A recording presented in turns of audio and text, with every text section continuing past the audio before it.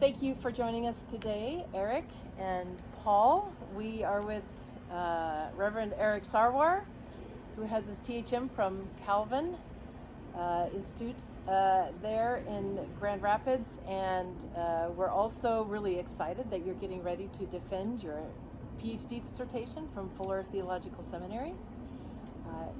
You also are a church planner in Southern California with Indo-Pakistani peoples, and you're heading up the Tehillim School of Worship there in Pakistan, providing leadership for that. Paul Neely is also with us, co-founder of the Global Ethnomusicology Network, professor extraordinaire, and many say the encyclopedia of knowledge related to global music. So thank you guys for being with us today. I'm Robin Harris, director of the Center for Excellence in World Arts at Dallas International University, and that's actually where we are today, out on our nice deck, enjoying the sunshine here in Dallas. So glad to have you, Eric. I just wanted to talk about the word ethnodoxology a little bit to start with. Tell us about how you found out about the idea of ethnodoxology, and how did you get into this whole area of study? Well, first of all, Dr. Robin and Professor Paul Neely, thank you very much for having me this beautiful sunny day in Dallas and arranging this conversation. Well, concerning ethnodoxology, as I was talking earlier, we were a part of a generation before this high-tech social media, before YouTube, before Twitter, before Facebook, everything. And we were working in our own cultural context by following our call, not without knowing what's happening globally.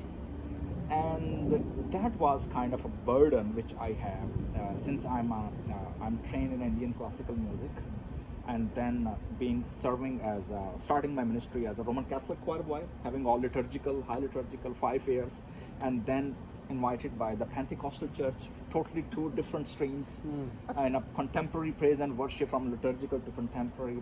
And then that's where I felt and received a strong sense of call. But my question in a prayer and in a God, it was, well, if I'm going to ministry and having these baptisms, funerals, marriages, and regular, sacramental service, then I'm not interested. Why? Because there are lots of very good people doing good job. You don't want to add one more. But if there is something in our generation, something which you want to do, here I am, send you. So that was kind of a passion inside me, and God gave me a strong dream and a vision actually to follow that. But I have no idea where to start. So I offered myself in these two areas, and then God opened door for me in Pakistan's 140 years old Presbyterian Seminary, Gujranwala Theological Seminary, to start my MDiv, 1999.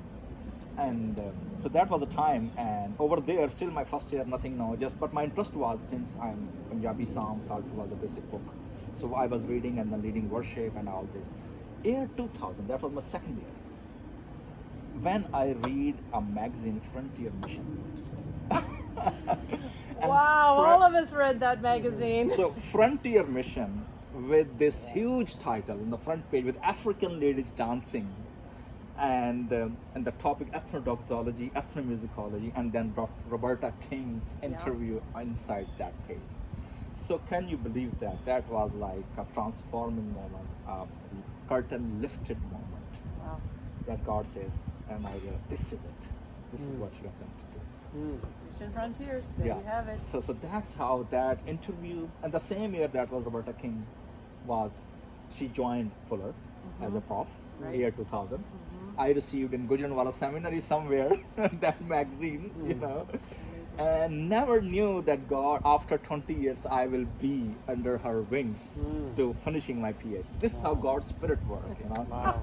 So I personally see this is all God's hand, and God's orchestration, God's designed ministry, which I have been called all the way from the Pakistan. Wow. Do you have any follow-up questions for him regarding that? Because I'm going to go talk about his writings after. You go ahead. Okay, well, recently a really fascinating journal article came out of Fuller with an article, great article written by Tanya Riches, and on the topic of worship discipleship, the arts of Christian peacemaking, and the arts of Christian peacemaking, something like that.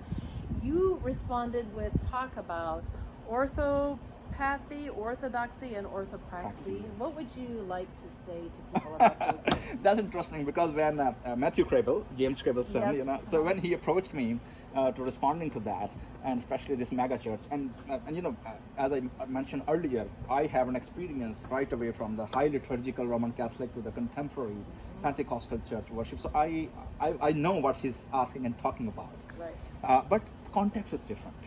We are in a Western context, and that is a Pakistani context. But however, through this globalization, we are very well connected and influencing by each other. So these three aspects, especially when I read that orthopathy and orthopraxy and orthodoxy, that's what I realized, that in an Islamic context, that's where there are three things. But this, as a Christian worship or a Christian worship leader, and now as a researcher in a music and worship, I realized that we have these three all together in a one doctrine or the one practice in a Christian scripture and the history. But in the Muslim world, they have two distinct paths. Like our Sunnis or the more conservatives, they follow mostly orthodoxy and orthopraxy, right practice and right belief. However, for the orthopathy or the right pathos, there is a Sufism. Yes. They have an inner path. That's how they have a personal experience, which actually Rishi was talking about the right feelings also to engage through the praise and worship movement and contemporary. That's what I saw, that how it resonates as a missiological perspective, because I personally believe as a psalm researcher that the grandeur of Christian worship is not only just to offer sacrifices, offer praise or pour our praise into God's throne, but it is also a showcase for the larger global world as well. That's what Psalm 67 said, all nation, every people praise you, God. And that's also an invitation as well. So my understanding is, whether it's a mega church or whether it's a small church or liturgical or conservative or whatever church you are, how does your worship actually become a witness to the larger world, rather than how you are just entertaining or kind of engaging your own clan, rather than becoming a showcase for God's glory to the nations. So how do you think the ethnodoxology movement is doing in relation to those three? Well, I think ethnodoxology has a powerful perspective. The reason is this, as Dr. John Stott says, that without right orthodoxy or the right theology, we cannot do the right doxology. So doxology and theology, they are the same part. The problem in the Western academia, which I see, is that we compartmentalize these Western academic rhetoric history, and we make that, okay, our systematic theology, because of rationality and all this cognitive understanding, we put it on the top. Yeah. And then we make the church history over there, and then the practical theology somewhere else, and that's how. If I have a chance to design or to consult somebody with a new curriculum, everywhere, anywhere, in a Pakistani context or in the Western context, I will bring systematic theology and practical theology all together. Worship, why worship? Because church history, linguistics, and apologetics, everything you don't do every day. But if you are designing or spending time in a quality time in the morning devotion, or in a congregational weekly, or in midweek Bible study or worship, that's what you're doing every day. It's a normal rhythm of your life. And I think that's why having right cognition with the right, what I said, that internal understanding of this worship, that's very important, and that's where the role of ethnodoxology comes. Because if you don't have understanding, that sometimes we all know that how does previous generation of missionaries, they mistakenly tried to put hole in a square, and that didn't work out. Yeah. And I'm coming from a Muslim, largely 97% Muslim context, and I realize, even I'm writing my another article, which I am offering that and asking and challenging actually. We don't need to focus more on a cognitive printed Bibles. Yeah.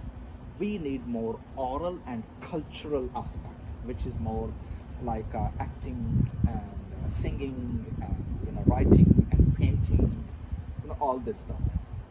World is coming again on the screen. Yeah.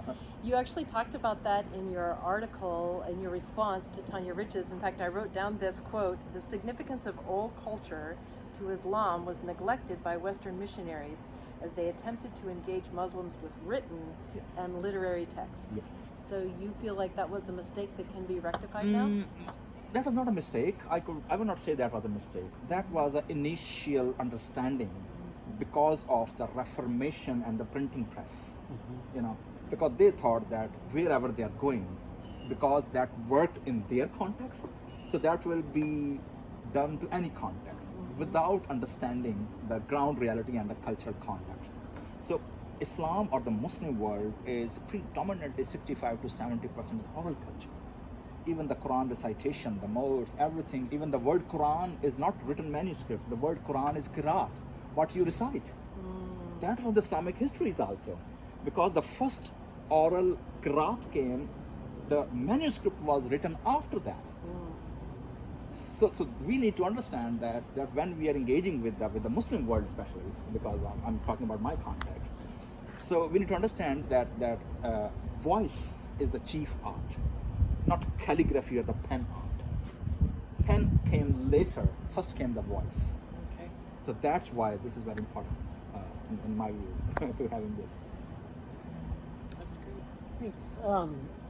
Reverend Eric, I have a question. As I spend time in India, I see there's the churches, and then there's the Yeshu Bhakti movement, where people engage in a satsang, a truth gathering, often sitting on the floor with the shoes off. And the emphasis is on oral arts, call and response songs, the teaching using parables and sometimes pictures illustrating Bible passages, and people can fully engage in those things just through the oral and visual modes without using a text. But the emphasis is on devotion, being a devotee, being a bhakt of Jesus. And that's somewhat separate from the urban church life, as I've seen in India, though some churches will have two different services for those different types of people. But do you think this is also important in mainstream Islam in Pakistan, or to reach Muslim background people in Pakistan? Not only the Sufis, who would say that the devotion is probably paramount, but for other Muslims or Muslim background believers, how important is it to emphasize this sense of being a devotion over here's all the head knowledge about Bible stories? Well, first of all, we need to understand the Indian culture is a mixture of various religions, like Hindus, then Sikhs, Islam, then Buddhists, all this. India is huge, actually. So it depends on which cultural context and which group of people we are engaging. First of all, like with the majority, if I talk of Muslim context, so you have seen that Islam, and especially this devotional aspect, it divided in two categories: canonical and non-canonical. So canonical is totally mosques oriented, which is call of prayer, Arabic, then ritual prayer using Surah Fatiha, the first chapter, and then also few other surahs and the rakat, which they use Arabic word just to fulfill this ritual 5-time namaz, or the call of prayer. And so this is canonical. That is unchangeable, undeniable, uncompromisable. You can't do anything over it. Now, when you come out from the mosque, then there is a myriad of aspect for devotions. Like if you are a Shiite, you can have a month of Muharram al-Haram, where they mourn on the massacre of the Prophet's grandsons, Ali and his Hassan and Hussein and all this, and that is the most critical aspect, because that's the more close to the Christian passion. That's why in Pakistan, majority of Muslim gospel singers are from Shiite community, Oh. not from the Sunnis. Mm. So now, other hand, Sunnis have also their own what was a repertoire, which we call the praise of the Prophet Muhammad.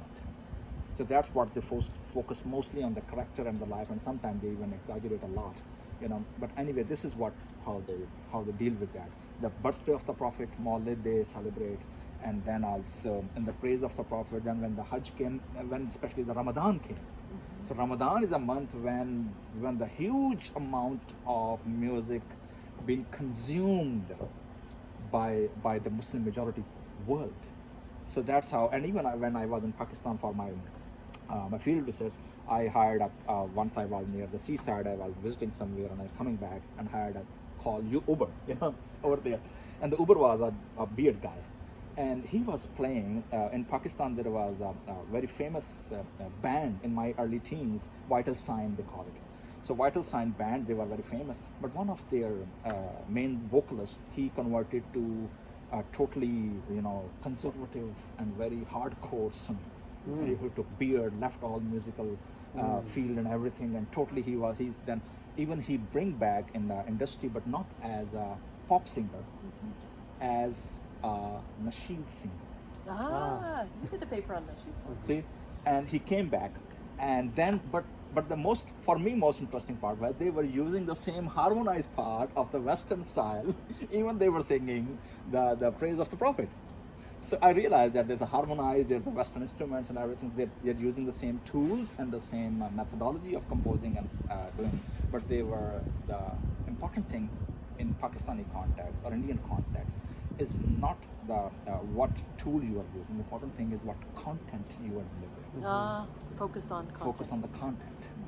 That's why they adopt even Bollywood very romantic or even some vulgar song tunes, and they are singing the religious matter. You know, they don't worry about the tune. You know, because that's very popular. People can catch every time. You know, the important thing is what you are delivering, what message is going.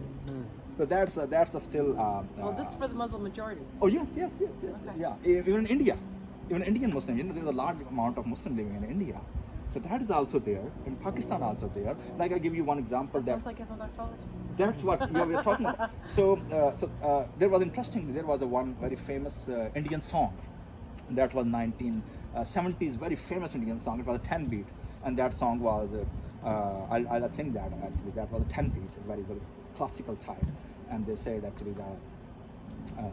आवाज़ देकर हमें तुम बुलाओ, मोहब्बत में इतना ना हमको सताओ, आवाज़. This means the song is saying, please call me by name and don't make me more longing for you. That was a romantic song, and a beloved is talking.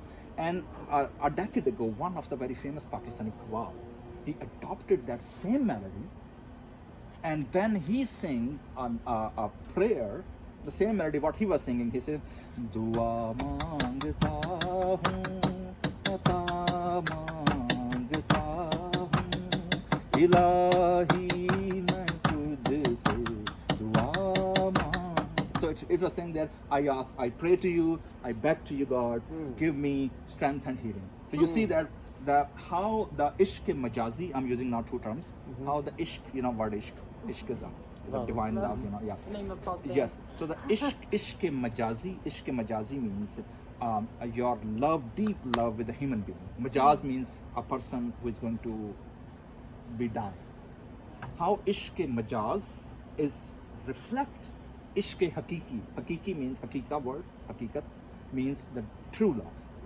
So how they saw that how this divine deep love with a male or female partner, how they reflect from their relationship with God.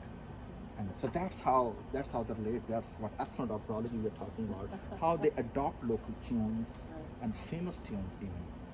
That's what we see in Charles and John Wesley. That's what we see in the Calvin's Reformation. You know, all the tavern songs, and they were going over there and finding out.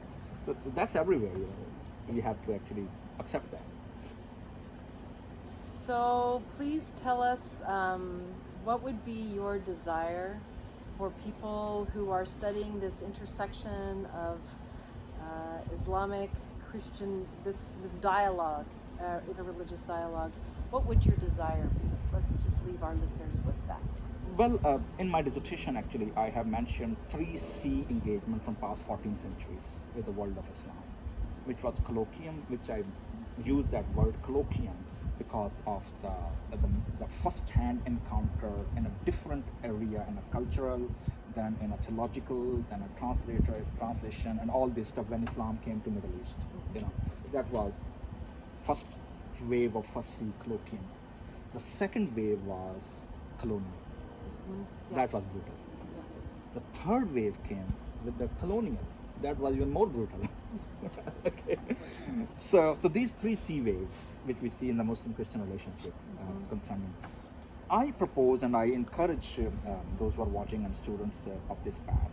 Well, 21st century is breaking lots of barriers and taking us to a horizon which has never been explored.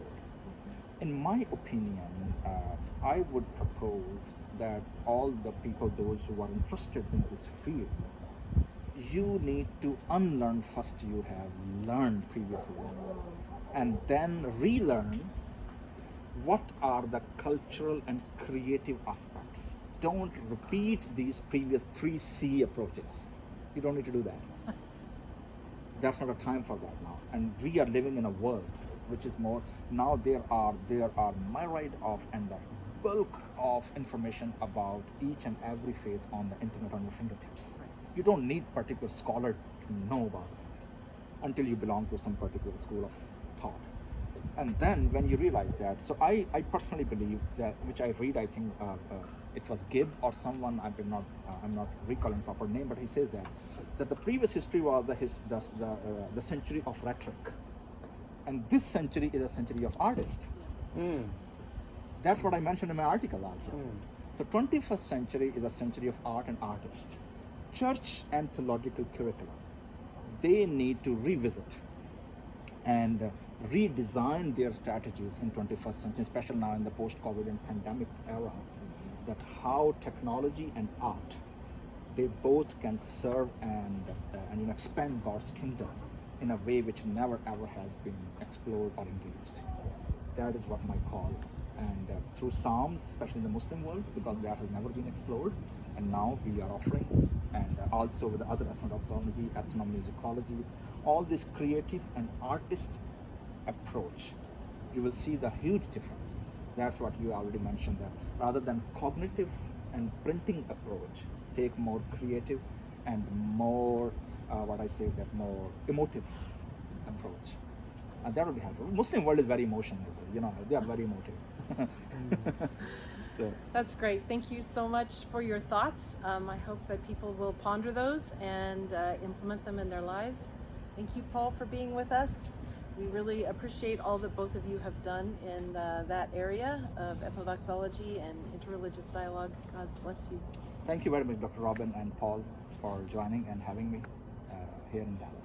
You're God bless welcome. you. Thank you. Thanks. Bye. Thank you.